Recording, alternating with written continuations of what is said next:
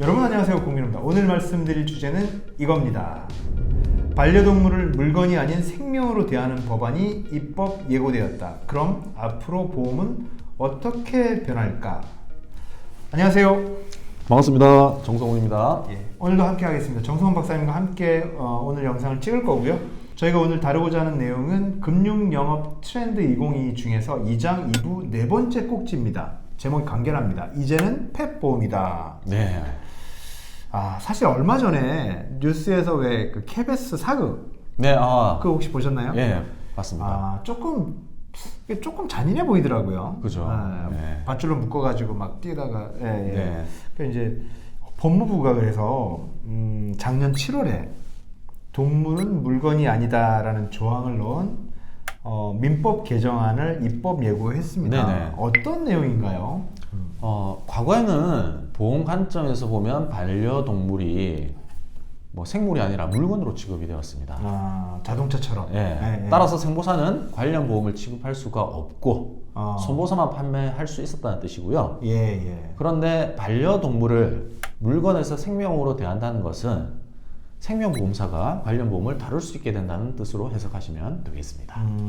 쉽게 말해서 물건이면 뭐 공장 화재 보험 들고 자동차 네. 보험 들고 이렇듯이 강아지 보험도 그렇게 되는 거네요. 네. 근데 생명으로 보겠다라는 거는 네. 생명보험사에서도 그 상품을 판매할 수 있다라는 거네요. 네네. 그러면 이제 앞으로 반려동물 보험 같은 거, 펫보험을 생명보험사도 다루게 되는 건가요? 뭐 아직 최종 확정된 건 아니고요. 뭐 법안 통과 등 앞으로 넘어야 할 사안이 많긴 많습니다. 이런 부분들이 정비가 된다라고 하면 반려동물 보험이 아마 재산보험의 영역이 되겠죠. 질병, 상해, 간병보험과 추가되는 하나의 영역이라고 보시면 되겠고요. 아시다시피 재산보험은 생선보가 모두 판매할 수 있는 영역이기 때문에 상해, 질병, 간병보험처럼 같이 판매할 수 있을 것으로 보여지고 있습니다. 좋습니다. 그러면은 생보가 이거를 참여할 수도 있지만 네네.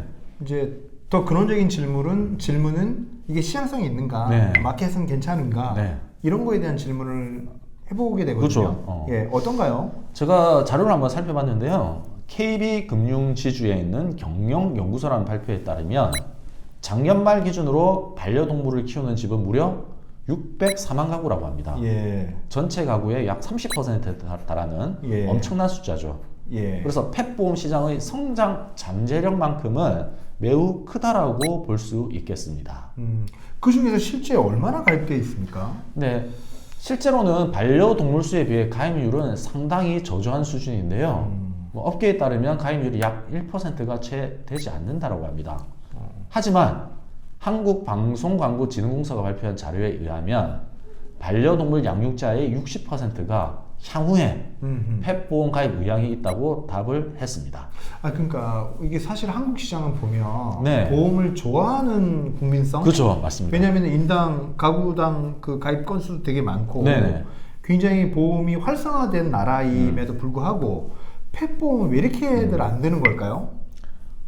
심플하게 이야기하면 보험료 대비해서 보장이 낮기 때문이라고 볼 수 있습니다. 가성비가 떨어진다는 이야기죠. 상품이 형편없어서 안 들었다 이거네요. 보험료는 뭐 작지 않은데 보장 범위가 굉장히 제한적이고요. 특히 뭐 반려동물이 자주 걸리는 질병임에도 보장이 되지 않는 경우가 많기 때문에 아직 미비한 부분들이 꽤 있다라는 뜻이죠.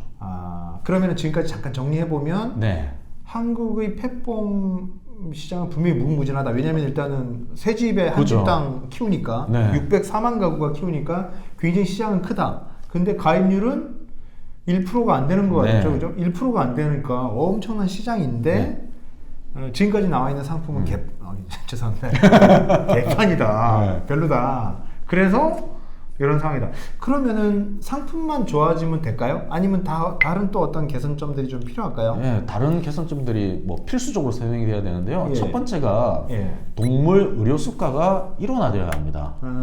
치료비가 다 달라요. 병원마다? 그리고 축적된 손해율 통계도 인간에 비해서 좀 떨어지기 때문에 진료비도 표준화되어 있지 않고 그래서 보험료가 비싸게 되는 겁니다.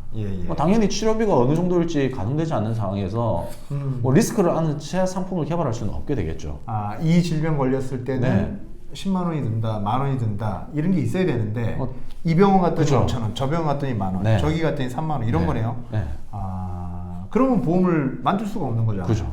그래서 법안이 통과되면 예. 뭐 예를 들면 펫보험을 취급할 수 있는 보험사도 늘어날 수 있고 네네. 또 뭐 생손보가 상품을 다 만들 수 있기 때문에 예. 시장이 빠르게 형성될 것은 예. 뭐 자명한 사실이라고 보여지는데 예. 법안이라든지 이런 의료 수가나 진료비 표준화 문제가 선행되어야지만이 그런 성장성을 담보할 수 있다라고 생각이 됩니다. 일단은 정리를 해보면 결국 펫보험은 무궁한 가능성은 있으나 네. 현재로서는 어떤 수가의 문제나 진료비에 일어난 어떤 그 표준화 문제 이런 네. 것들 때문에 아직은 좀 뭐랄까요 상품이 조성될 수 있는 인프라가 좀 세팅이 돼야 그렇죠. 됩니다. 맞습니다. 그러고 나서는 분명히 폭발적인 시장이 될 수 있다. 네. 이렇게 정리를 할 수 있을 것 같습니다. 네. 예. 저는 뭐 생손보가 판매하면 어때요? 서로 경쟁을 하게 되겠죠. 예. 그렇다면 고객들한테 더 유리한 시장 환경이 조성될 것이기 때문에 네. 뭐 이 방송을 보시는 FP 분들이라면 앞으로도 뭐 동물이나 반려동물에 대해서 좀 관심을 가지고 예. 그런 것들에 대해서 조금 어느 정도 지식을 쌓아 놓는다라면 나중에 이 시장이 활성화되었을 때 선점할 수 있는 부분들이 있기 때문에 좀 자기가 좋아하는 동물이라면 그쪽에 그렇죠. 좀 더 관심을 가지면 뭐 여러 가지 또 좋은 맞습니다. 혜택을 받지 않을까. 그걸 뭐라 그런 생각을 표현하나요? 가지고 애견인이라고 하나요? 애견인. 그러니까 이렇게 네. 기르는 분들 이런 걸 네. 좋아하시는 분들은 네.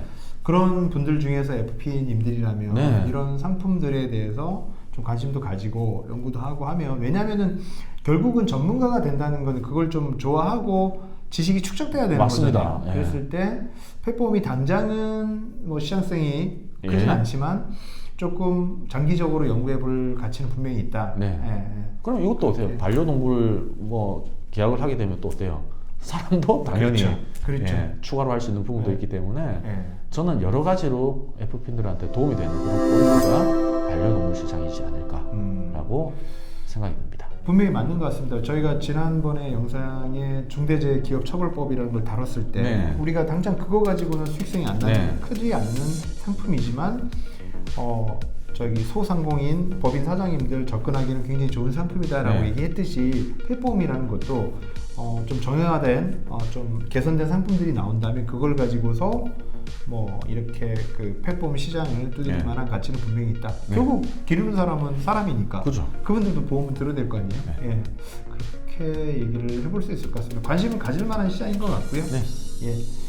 앞으로 또 이 시장이 어떻게 성장할지 저도 예. 좀 개인적으로 궁금합니다. 예. 잠재력은 있지만 법안이 미비한데 얼마나 또 빠른 속도로 또 진행이 될지 저도 한번 뭐 재밌게 한번 지켜보도록 그렇게 하겠습니다. 네네. 분명히 매력적인 시장으로 클 거는 확실한데 네. 다만 시기는 언제일지는 가능하기는 어려울 것 같습니다. 네.